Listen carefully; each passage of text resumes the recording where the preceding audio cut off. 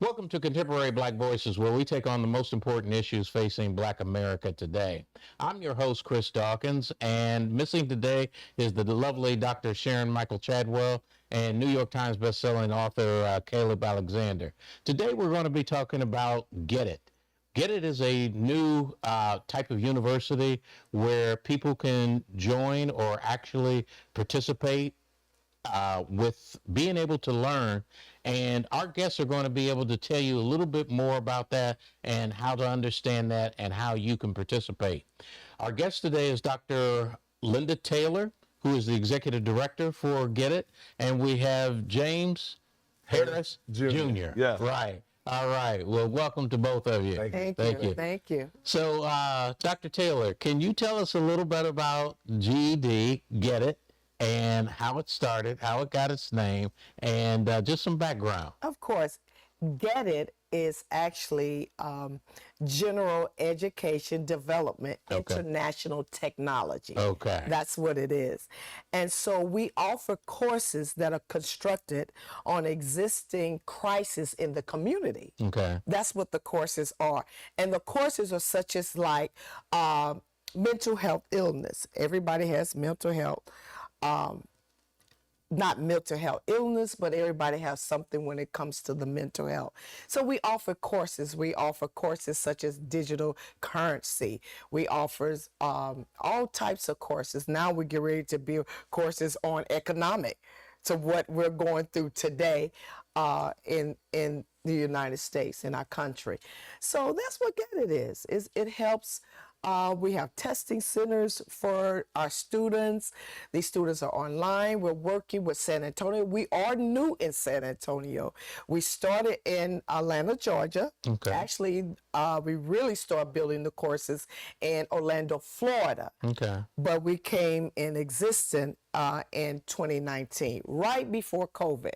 And so that's when we started. So we have students. We're looking to get more and more students to join on into the university. Well, even though you're not directly from Atlanta, I'm glad one of those Georgia peaches came to San Antonio. Oh, absolutely. We're excited. We're so excited of being here. So tell me a little bit about James and how James got involved, and we'll talk to James. Absolutely. But I want you to be able to tell us a little bit about James. Of course, James. I met James through one of my committee member, Roxy Rodriguez. Met her through her. She lives here in San Antonio, and so we came together and we had a meeting. I was very, very impressed. He is going to be one of our speakers. And so he's going to come on and talk about what he's going to do at the conference. Okay. Of course, we have a conference coming up in May 16th through the 17th. He will be one of our speakers on, I think we're coming on both days, but he's going to speak on the 17th. So I wanted James to come and kind of tell the viewers about what he does in the community and explain what he's going to do at the conference. Please, James, tell us. Well, May 17th, make sure you are in the building for this conference. We're excited to really ignite a fire Yes. for these young minds. Yes. Ultimately, my job is real simple. Getting in the building and igniting the fire of letting students know why they are the ones to change their life, to change the community, to really be game changers. I work with students all the time in public speaking through my brand Undefeated Speaker. We create workshops that kind of combine public speaking with emotional intelligence, because at the core of it, people aren't really afraid of public speaking. They're afraid that people will listen. My Lord. That's what we're up to. So if you have a young person, whoever you have, bring them there, because taking courses, going to college and all this, it's really about where's the direction of my life? Why was I here? What's the purpose and what's my purpose? And how do I use my pain, my past, my problems, my path? How do I use all of that to impact the world?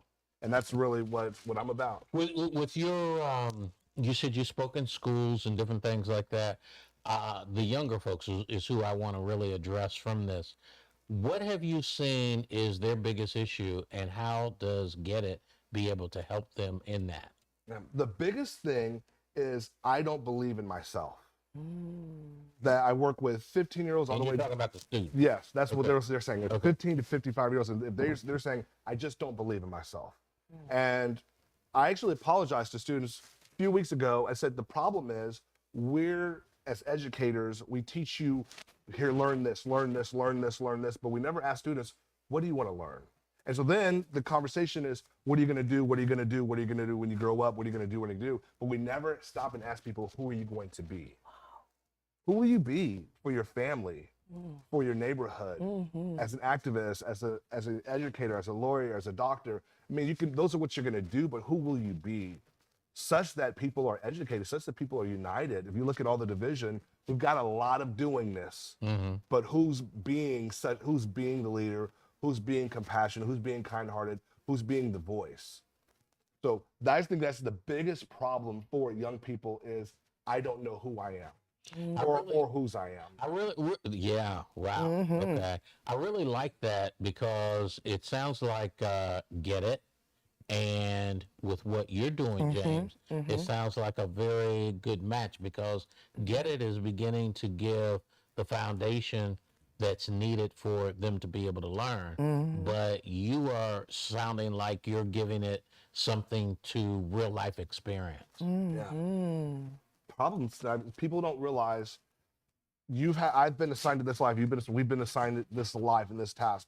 What will we make of it? And can I see life as happening for me as opposed to against me?